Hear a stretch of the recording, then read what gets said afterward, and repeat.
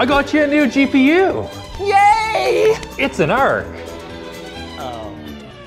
It's easy to say we want competition. What's not easy is spending your hard-earned money with an underdog company and your precious time fighting with an inferior product, all for what? So your buddy can just go out and buy the actually good one and get it for a reasonable price. I mean, we all complain about NVIDIA's pricing and we say that we want their stranglehold on the discrete GPU market to end, but if the Steam hardware survey is anything to go by, nobody actually wants to be the one to buy something else, especially an Intel Arc. And if the rumors are anything to go by, Intel's discrete GPU division was already in a precarious position before these things were so difficult to sell.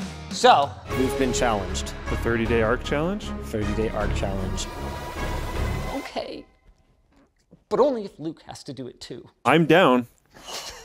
So here it is. It's the 30-day ARC challenge part 1, baby, where we are both gonna rip our superior GPUs out of our gaming rigs and for the first time ever on this channel, perform a downgrade. I really hope this goes smoothly.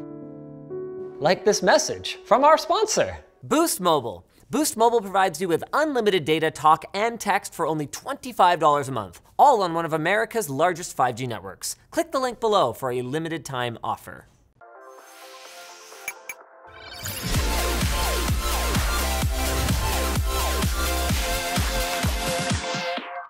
To ensure I couldn't cheat, I didn't change out my VR rig and I'm not gonna drag my main machine out here, which I did do during the Linux challenge.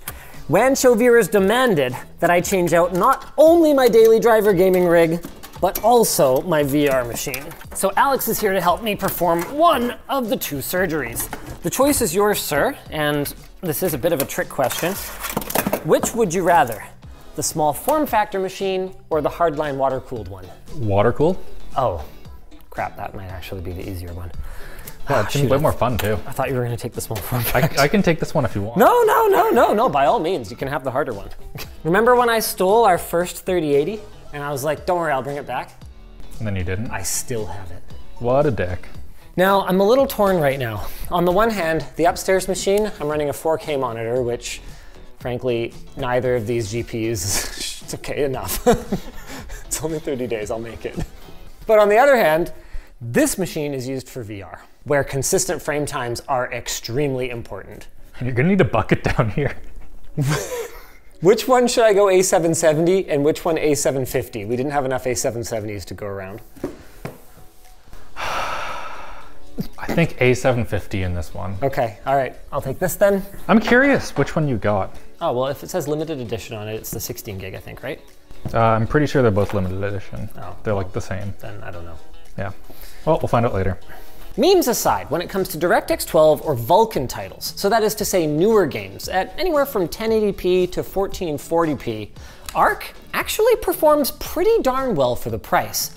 The issue is that Intel is up against literally decades of experience on both NVIDIA and AMD's side when it comes to developing drivers for older APIs, like DirectX 9 and 10. The other big issue is that their hardware doesn't actually have native support for some of those older APIs, which means that they have to run them through a translation layer that results in a big performance hit. So if all Luke and I wanted to do was play Anno 1800, Doom Eternal, and a handful of other newer titles, we'd probably be fine. The problem is that many popular games, even today, were built for older APIs. Counter-Strike, League of Legends. Well, and even DirectX games don't necessarily play very well. Yeah, okay, all right. Yeah. He was pretty bullish on Arc until he actually sat down and tried to game on it. Master Chief Collection's what did it for me. It was so bad. Getting my machine out is a little bit of a chore because the USB fiber boxes that go to some of the other computers in the house rest on it. And also we put a big radiator behind it. Yeah. So getting at the I/O is a little bit more challenging than it used to be. Big radiator's not great. What I'm thinking then is you're gonna pull from the front and then I'm gonna kind of juggle all of that stuff in the back and make sure that nothing comes crashing down. Okay, cool. What could go wrong? One potential speed bump that I hadn't thought of before accepting this challenge, I have 2 full sets of peripherals, monitor, keyboard, mouse, and speakers, upstairs and in the basement, so that I can sit and game with my kids when they don't have a friend over who's using that station or whatever else. I have no idea how ARC is gonna handle that. Like cloning to 2 4K 120Hz displays. Should be fine. Sure, should. I mean, it should have had a great price to performance ratio if Intel was to be believed. I'm gonna tape all these together so that I don't lose track of which ones go into my PC, because I'm a smart boy like that. And Alex, I think you're ready to start pulling. Okay. Is this just like Fallout, or does it? No, it'll stop. They're stoppers. Okay. Yeah, you should be good. Do you have it? Yeah, I got on the that back. end? Okay. Yeah. Okay, all right. It's a little heavy. And end. Oh. Goodbye. There's a story behind that screw. My PC is kind of a ship of Theseus. It has no clear beginning and end. It's kind of fun for me to keep little bits and bobs from previous iterations of the machine. And these thumb screws from my Antec P160W case are the oldest pieces of this current iteration. However, I lost one of them, but then I finally found it when we moved. So I put it somewhere safe with the intention of restoring it to its rightful place. I'm regretting saying that I'd upgrade this one. Yeah, you screwed up. Yeah, doesn't seem too difficult, but it seems like a whole lot of potentially filling your boss's computer with water. Yeah. Hey, do you like my cooling fan for my NIC? Oh, that is nice, yeah. Yeah, I just kind of screwed a thing into like kind of a thing and it's like kind of on there. I can't believe I'm replacing a 3090 with an ARC. To be clear, we are not hardline water cooling this thing, and if we did, I mean, it would take me forever to get around to changing it out. Does anyone even have blocks for this? I don't think so. The plan is just to bypass the existing card, take it out tubes and all, and then flonk it back in when we're done. What do you have here exactly? This is my bypass idea. Cool. All right. Yeah, sure. I've actually done this before, so don't freak out. It's a wearable thing. Once I bite them, they start dropping things. Here's what we're gonna do. Gravity works, right? Gravity's great. So theoretically, if the bucket is under the computer, the water cannot reach the computer. So we'll go car oil change style. Yeah, easy. Yeah, either, you know what, let's do both. Okay. Here we go. And 1, 2, 3. Up, oh, hey, come on. Okay, this one then. Oh, hey, oh, there we go. Yeah, that one's a bit of a gusher. Oh, I was gonna, yeah, not that way. Oh, okay, If we flip it this way, it should be fine. Can I help you? Nope. Ah, he's got this. He's got this. Uh-oh. What? We also have to get these off. I got those! Or like, or like a towel or something. No, I got it. Yes! For those of you who are just tuning in, the computer is vertical because the loop is full of water, but we need to remove a water-cooled GPU from it, and we don't want the water to fall all over everything. Aye! Whoa. Oh, my RGB cable. See you later, buddy. You've been good to me.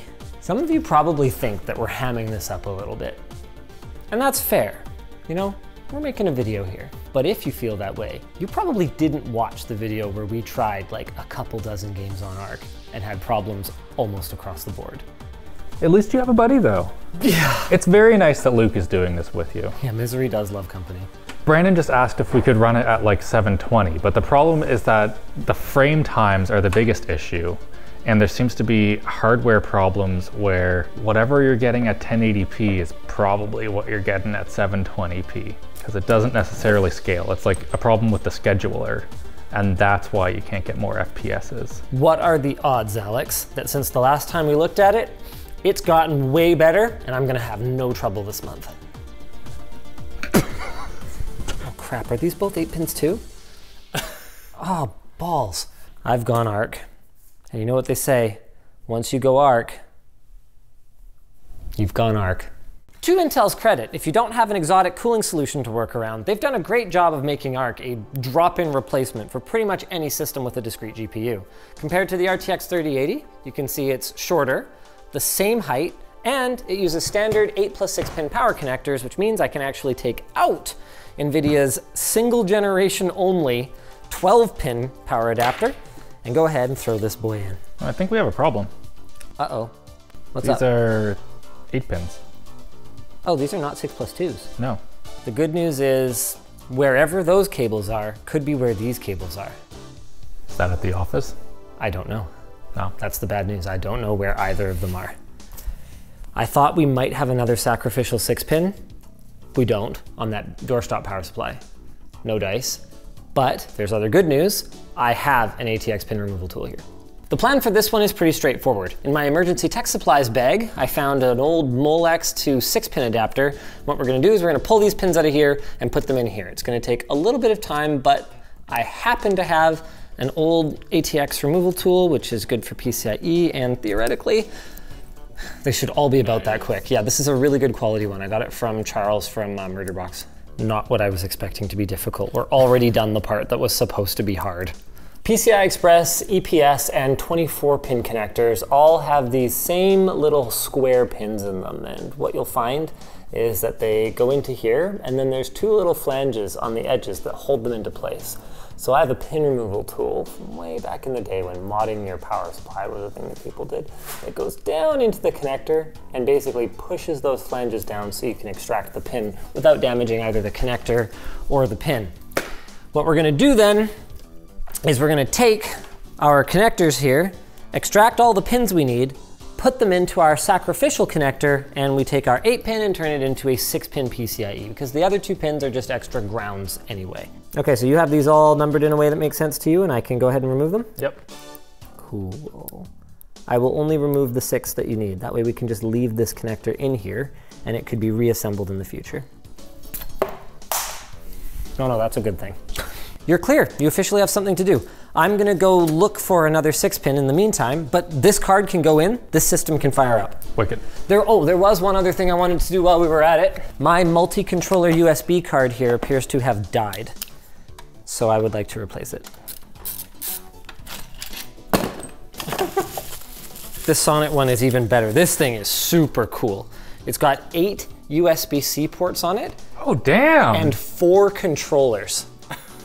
Is that sick or what? Look, that's an M.2. That's PCIe by 4. So it's a by 16 card that has a by 4 little riser here for half of the thing. So what that means is you can do, I think it's full 10 gigabit per second USB 3 times 4 on this card. So wait, how expensive is one of those? Oh, it's very expensive. The reason that you might want multiple USB controllers is that for VR applications sometimes, whether it's with cameras or sensors, having too many of them plugged into a single controller can cause problems. So I was using this old one from Sonnet, but it's having some issues now. Because USB is shared, right? Which means that if you want to get the full bandwidth, or if you want to have no interference from other USB devices that are connected, they actually do need their own controller. Any luck, this just goes in, connect the power, and it turns on. Or it goes boom. Those are the 2 options right now. Here we go. I'm gonna feel like such an idiot when I figure out where my cables are. That's the thing about being in a new place, is everything's perfectly organized, which means there's no hope when you don't immediately find something, like that thumb screw. Fortunately, over the years, I've gotten pretty good with this tool. I'm proud of you, Linus. When we run over time, people start to get pretty snarky. Since I'm doing both sides on this one, I'm not gonna bother labeling anything. All right, this one's all good to go back in. Really? Yeah. Okay, we got this. Wait, why am I excited? Surgery number 2, complete. It's not like Yvonne needs a 6-pin for her computer. She's not getting downgraded. Okay, this one's done too. You know how you went from type A to type C? No, that's fine. I'll be back. Shoot. Hi. C cables. In the context of how much VR costs overall with the full body tracking setup, it's a lot of money, but sunk cost fallacy, baby, let's go. If this is what it takes to reduce the jitter on my limbs, then... Yeah, you'll be having jitter other places now. Yeah. Super cool case though. It's the Cerberus from Sliger. To my knowledge, it is still the smallest MATX case. Here we go. It's ARC time. How exciting. I'm excited. Cool. That's fine. Oh. Wait. Oh, no, that is not fine. Oh, crap. That is extra not fine. That is inside the computer. There's a cable and a fan. Where is it? Oh, come on! Are you in there? Yep. Ah, yes, there's your problem. Okay, so is that... Seems fine.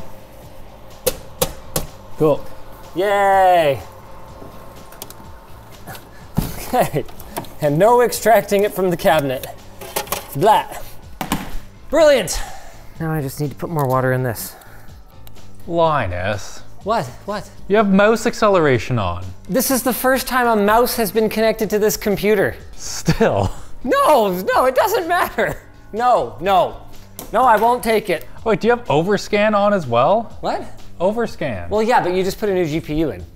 No, I do not have overscan. I blame Intel. While he does that, I'm gonna properly set up this. When you're swapping between different GPU vendors, it's really important to go and do display driver uninstaller or DDU. That gets rid of the old stuff, so in this case we ran it on NVIDIA.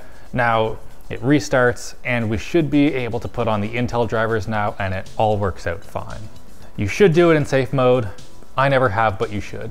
One fun thing about Intel Arc is that they have like a 1.3 gigabyte download for their drivers. So that's very big. NVIDIA's are like 500 megabytes now, and that's like stupid large. One thing that's super important about Intel Arc, and it also just reminded me of it, is that we need to enable resizable bar. If you don't, you have a really bad time on Arc. How to enable resizable bar? Oh, you have to have CSM enabled? Advanced PCI configuration. Is there even PCI configuration there? No. Uh-oh. Oh no. You can't use CSM with resizable bar, and this is an ancient boot drive that I just kept carrying forward with me. It's not a UEFI boot drive. I'm gonna have to reformat my whole computer for this. Oh! We should BIOS update first. Maybe it'll just work. I don't think so. I think either. you have to disable CSM. I am so unhappy right now.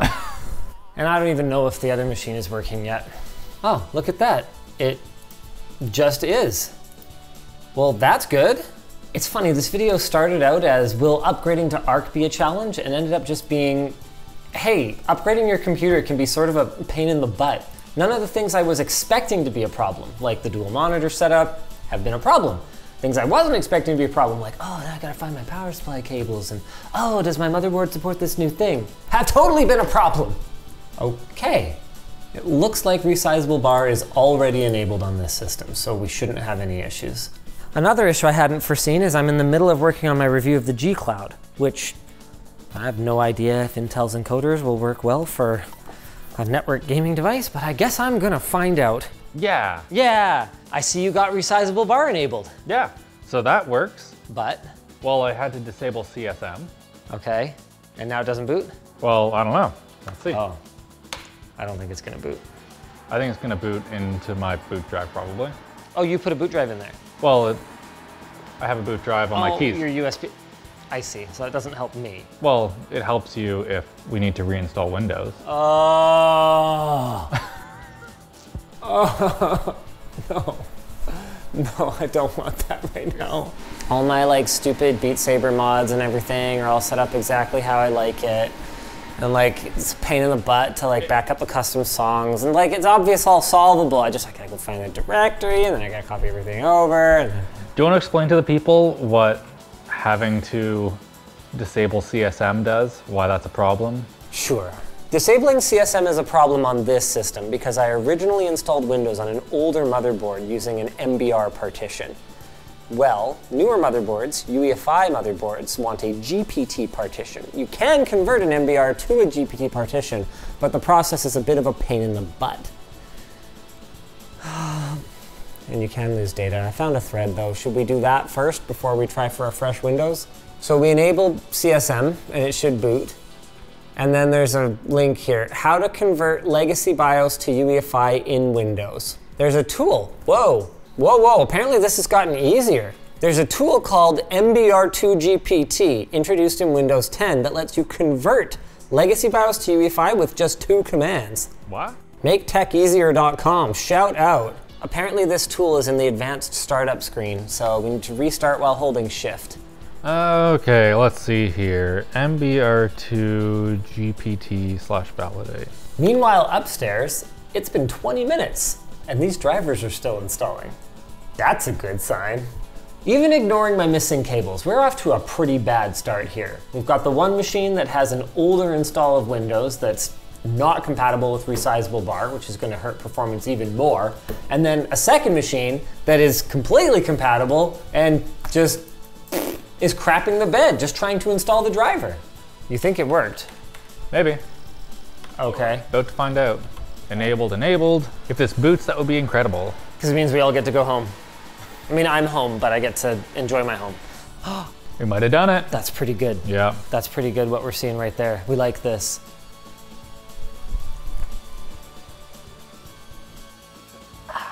Oh, come on! Bad magic. Come on, get it together. Oh, the fan's quieted down. Hold on. Maybe it's just a little confused and it's going to the VR headset. I've seen that before. It's here. We did it. Holy crap, we're in. We hacked the mainframe.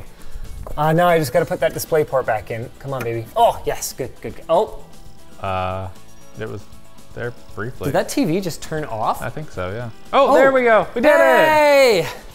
Okay, let's go. This is not good at all. The only reference I can find to someone trying to run an Arc GPU and a Valve Index is asking if anyone else is having problems because they can't get it to launch. Yeah, I had a little bit of searching, and the only thing I could find was someone that tried to use a Rift S with an A750 and could not. They would just get a display board and unknown USB device error. No VR for a month? I feel like this can only go uphill from here, but maybe Intel will find a way to prove me wrong. This sucks. Unlike our sponsor. No, Luke and I are still gonna game tonight. This is extremely choppy for me. Whoa, my FPS is at 9 right now. What the heck? This is not good. My GPU encoding just outright crashed, so I'm back with CPU encoding. I mean, it like works. It seems to be kind of cut off though. Vessi. Vessi footwear is known for being lightweight, easy to pack, and comfortable. And Vessi boasts that with their Dymatex technology, their shoes are even waterproof, simplifying your morning by allowing you to just ignore the uncertainty of weather patterns. Will it be warm, cool, hot, dry? Doesn't matter to you because your feet will be comfortable. And putting them on and taking them off is easy. Their shoes are made from cruelty-free products right down to the glue, and they're currently giving away 100 free pairs of socks to the first people to use code SOCKSLinusTechTips at the link down below. So check out their early Black Friday sale at vessi.com/LinusTechTips. I am extremely pissed off right now. On the plus side, you won't have to get a new rug from throwing up on it playing VR. Cool. Thank you, that's really helpful, Alex. Well, good night. Good night. Have a fun stream. Yeah, I will.